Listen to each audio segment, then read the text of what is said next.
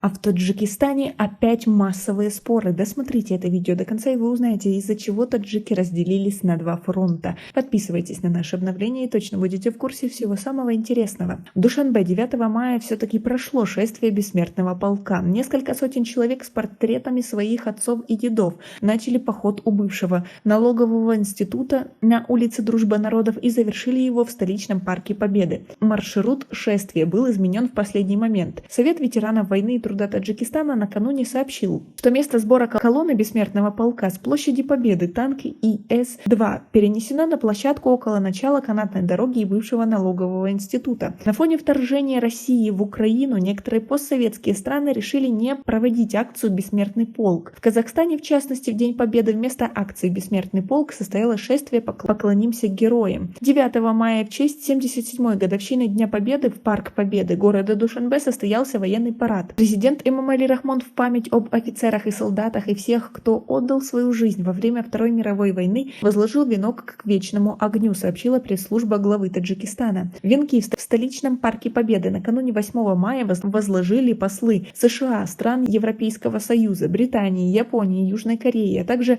временный поверенный в делах Украины в Таджикистане. Некоторые венки были украшены голубыми и желтыми цветами, как напоминание о солидарности с Украиной, которая подверглась нападению со стороны российских войск. Игорь Лякин-Фролов, посол России в Таджикистане, 9 мая отказался говорить о российском вторжении и его последствиях. Он сообщил, что проведение шествия «Бессмертный полк» разрешено мэрией Душанбе. Столичные власти от комментариев отказались. Конечно, зачем же говорить о том, что сейчас современный есть фашизм со стороны России, если можно просто проводить акции? А как вы относитесь к такой ситуации? Конечно же, мы не обесцениваем память героев, но, возможно, стоило бы подумать, как сделать это немного иначе. А вы как думаете? Свои ответы напишите нам, пожалуйста, в комментарии. Многие жители Таджикистана по-прежнему считают, что бессмертный полк – это дань уважения памяти участников Великой Отечественной войны. Однако есть и те, кто отказались от участия в шествии, полагая, что в этом году на фоне войны в Украине акция превращается в банальное пропагандистское мероприятие со стороны России. Идея проведения шествия бессмертного полка принадлежит журналистам томского телеканала ТБ2. Впервые акция «Бессмертный полк» была проведена в Томске в 2012 году с участием 7 тысяч местных жителей. В последние годы шествие бессмертного полка